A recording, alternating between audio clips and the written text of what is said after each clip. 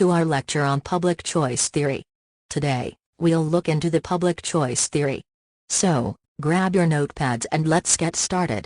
Public choice theory was developed by two American economists, James Buchanan and Gordon Tullock, in their book The Calculus of Consent, Logical Foundations of Constitutional Democracy in 1962. Buchanan even won the Nobel Prize for this in 1986.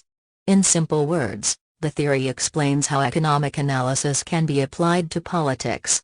It is used to analyze how political actors take decisions. In economics, we study human actions. Humans work for some economic goals like getting employed, earning income, or enjoying utility. Similarly, in the political field, human actions are with the objectives of getting political incentives, growth, and earning a higher level of political power. First, let us see the background and history of how this theory got developed.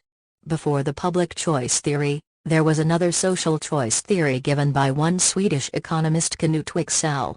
The modern public choice theory can be first seen in the writings of Duncan Black. This is why Duncan Black is also called the founding father of public choice. It was further worked on by Kenneth Arrow. Next are the assumptions of this theory. The first assumption is of self-interest. Until this theory, the basic assumption made about government officials was that they work only for the welfare of others. But this theory suggested that, no, the government officials also work for their own benefit, like any other economic agent. The motivation that the government officials have is to maximize their growth and political power. The second assumption is of rational choice. That means, people are rational and will always take rational decisions at all times. Rational decisions would be to always maximize their utility for consumers, and to always maximize their profits for firms. We know that this is not true, as our behavior changes. We do not always only make decisions thinking of our utility or profit. But it is an assumption made under this theory. Because of rational choice, the individuals will take decisions as per cost-benefit analysis. That means, they will first check the benefits and costs of each decision, and then select whichever is best for them. Best is what will maximize their utility. But what do I mean by utility in politics? Under the public choice theory, utility means the satisfaction that individuals get from their choices. Here, utility can include a broader set of things, such as power, influence, and ideological preferences. Power and influence would be the objectives for the political members. Ideological preferences would be the choice of voters between different political parties. The third assumption is the importance of institutions and the influence they have on shaping incentives and outcomes. Here, institutions are the various rules and organizations. These can be formal or informal. The assumption says that these rules and organizations also affect the behavior of the individuals who are making political choices. These institutions affect the results and benefits of the choices that the individuals get. Based on all the assumptions we have seen, this theory gives us the concept of a political market. That means, it views the political system as a market. In this market, the individuals exchange votes, support, and resources to have a choice in the policy that is passed. That means, there is political competition for getting more votes and making policies that will attract more support. The public choice theory is used to study the various parts of the political process. One of those parts is rent-seeking. Rent-seeking is when individuals or groups try to get an unfair advantage through the political process. They do not create economic value, and instead they try to manipulate the government to get a bigger share of money. It is a case of partial treatment shown by the government. The government gives more financial benefits to some groups to get more votes. This is why certain policies may become corrupted and inefficient.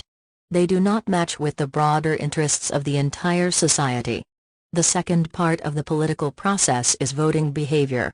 It studies why and how individuals vote, what decision-making they use, and how information affects the results of elections. The study of voting behavior helps to understand how democratic decisions are made, how much effect some groups have on these decisions, and how the public form their opinion. The third part is lobbying. Lobbying is when individuals or groups try to affect government policies, decisions, or laws. It is a formal type of political participation by people. People who participate in lobbying are called lobbyists.